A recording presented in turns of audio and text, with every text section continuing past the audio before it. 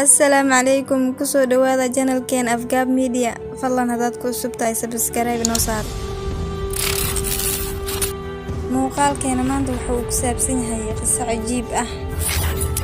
laba haweenay oo Mareykan ayaa isku mar u malay mid waxay dhashay wiil tan kalena gabar qaladka dhacay kalkaalisooyinka ayaa sababay in la kala garan waayo midda dhashay wiilka iyo midda dhashay gabadha inta kadib waxa ay takhaatiirta baareen dhiiga DNA-ga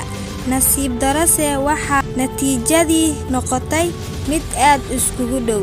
taasoo arinka ku sii akirantay takhaatiirta mana aysan awoodin helidda halka si kasta ha ahaatee arinkii waxa uu gaaray muslimkana waxay sheegeen sheekadu haddii ay halkaas ay soo gaartay cid aan iyaga ahayn oo xalin karto inaysan jirin takhaatiirtu isbitaalka oo fadeexo iyo culays weyn dareemay waxaa lagu soo xiray wadaada jooga dalka Sacuudiga waxaana labadii dhakhtar u yimaadeen wadaadka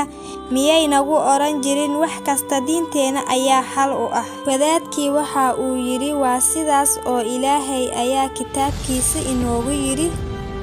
wax aan Qur'aanka ugu tagnay ma jirto maxaa idin haleelay takhaatiirtii waxa ay soo dulmareen qisadii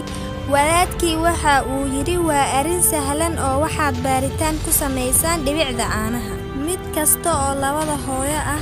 midii caanaheedu uu culays iyo nafaqo badnaado ayaa dhashay wiilka midii caanaheedu qafiif noqdana gabadha Ilaahay baa Qur'aankiisa ku yiri in labka uu la mid yahay qaybta labada dig waxa gaaladii la yaab ku noqotay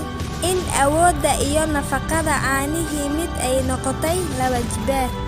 sidaas ayay ku yaqiinsadeen midda wiilka dhashay xaqiiqda Qur'aanka iyo in had iyo jeer qaybta dumarku tahay kolka la barbar dhigo ragga